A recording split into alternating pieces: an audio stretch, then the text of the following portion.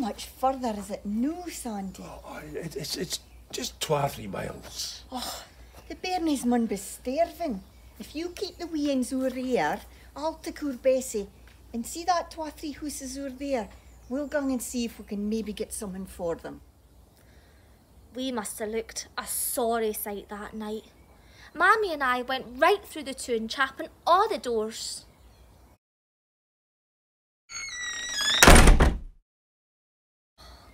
But luck was against us.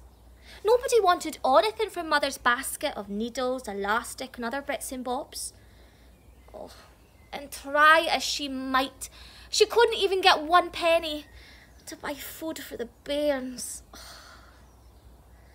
We'd just about given up when suddenly a lady shouted at us from the door of one of the really big houses. Would you come here for a minute, please?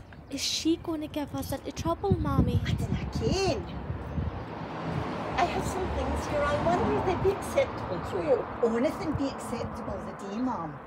We had a church fair this morning and there's some odds and ends left over, and I wonder if you could use some homemade jam and cake and tins of this and that. Wait here and I'll get them. I told you God was strong, didn't I? Here we are. Do you think you'd manage them? Oh, we'd seen care of that, thanks. Have you far to go? No. My husband's just out there. But, Mum, I've no money to pay for any of this. But you're very welcome to anything in my basket. No, thank you. No, I'm just glad that they won't go to waste. Thank you, Mum, and God bless you. You're very welcome. Good day to you.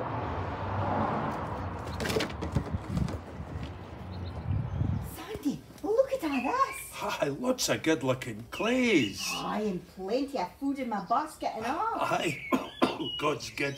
He never made the mouth, but he made the morsel. Soon we arrived back in Brecon to the wee old house in a close where we'd spent the last 3 winters. Mammy would have rathered staying outside in a barricade because, well, it can be quite cosy. You know, there's a fireplace and there's even a hole in the roof for all the smoke to get out. But, well, Father's people always hoose up for the winter time. Mother resented being stuck in this place. Not just because we were all squashed together in one room, but, well, because there were these constant, unwelcome visitors. Oh, damn it. They've started already. Look, Sandy, we've hardly been here any time at all. And poor wee Nancy, she's covered in blotches. Aye, she's that fair-skinned. She can't tag the flea bites. Did you put the carbolic in the paraffin? Oh, it's in here, Maggie.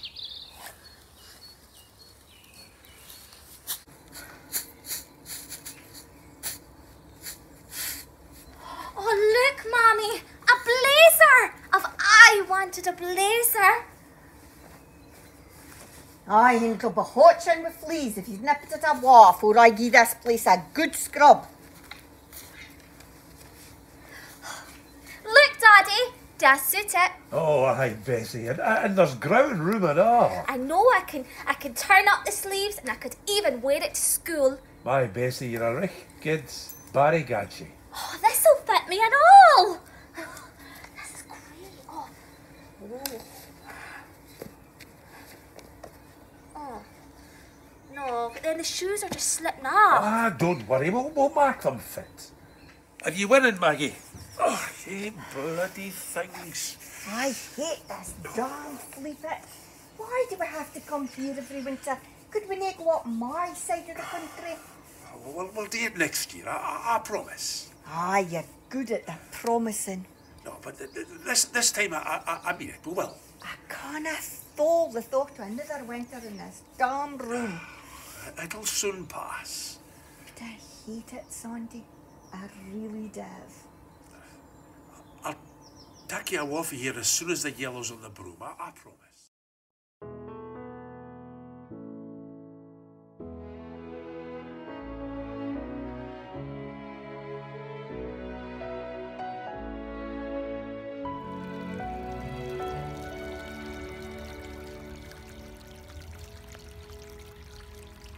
trolley she was carrying and almost lost her own life with it. Father couldn't concentrate on anything. All he could do was just sit by her side and just pray she'd get better. My sister Katie and I, well, we tried to keep things going, you know, collecting rags and doing odd jobs about the tunes for the farmers. I had a hard job avoiding those attendance officers. But I managed. Maggie, you shouldn't be up. What's this? It's Broom. It'll be like in a calendar in your garden. You can see for yourself when it's time to be on the road again. Oh, Sandy. Are you warm enough, lass? Aye, I'm fine. Do not worry about me. That chest of yours sounding gay worse. Aye, it's catching me again. I think when that mustard gas gets in your system, you can't get rid of it. Aye, they're saying there might be another war. Well, His own Hitler money, he's getting gay big for his own boots. Well, there's certain consolation. At least I'll not be there to fight for them again. Dinna speak like that, Sandy. Yes. You can fit. I think tomorrow I'll ging out and ging round some of the houses with my basket and see if I can sell 2 or 3 of my things. Are you fit for it? I am wearying to get out. The house is like a morgue, and the old biddy next door, she's been complaining about the lasses playing the gramophone. Mommy! Daddy! There's a lady here to see you. Good morning. I'm from the Council Sanitation Department. I'm Sandy Townsley. What's wrong? Well, Mr. Townsley, I've been authorised by the Council to inspect your dwelling. For what reason? Well, we have had a number of complaints. Go to gramophone. I've told the lassies need to play it late at night. Just that, Mrs. Townsley. Neighbours have stated that your daughters are regularly seen carrying bags of rags and rubbish into the house. Is that the case? Aye, they go round the houses, then they take up stuff back here and they sort it out. I notice you've got something boiling on the stove there. Aye. Willows. I see. And why are you boiling willows? Is that some sort of traveller's food? No, we boil them in the winter so I can make baskets out of them. I'll just have a look inside the house, if I may. God, the way she's talking, do you think we were war criminals the way she's talking about us? I didn't ken how they expect us to make a living. I didn't. I'm afraid, Mr. Townsley, that your neighbours' complaints are entirely justified. That room is full of old clothes. You can't turn a council property into a rag store or a place for boiling willows. These are not business premises. You must conduct your business elsewhere. I'm afraid you'll be receiving a formal warning from my department. And what does that mean? Well, if these warnings are persistently ignored, I'm afraid the normal course of action is eviction. Good morning. Aye, a good morning to you. Can't wait to get out of here and back on the road. Where will we go in the spring, Daddy? Did I ken, lassie, they're getting us always. They're closing one set after another. A letter written from my father. Dear Sir, as an ex-army officer, I looked forward to a peaceful retirement in the country. My wife and I bought a beautiful house in what we considered to be an idyllic spot. You can imagine our horror when we realised that the field opposite appears to be a regular travellers' campsite. They arrive in droves and have fires burning at all hours. The place is overrun with their verminous animals, not to mention their filthy offspring. They are regularly intoxicated, and if they're not having parties into the middle of the night, they're fighting amongst themselves. Despite frequent complaints, nothing seems to be done. The police move one lot, but By the next night, another contingent has arrived. Surely, as one who has fought for this country, I have a right to legislation protecting me from all sort of intrusion. Dr. Philip McLean, ex-Royal Army Medical Corps.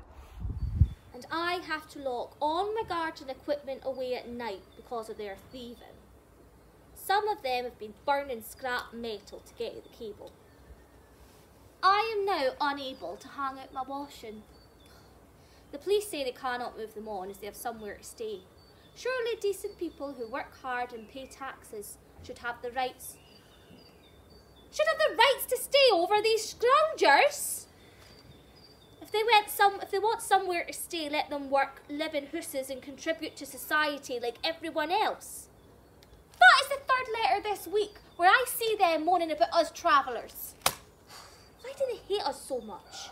They dinna ken us, lass. Folk are aye feared of what they dinna ken.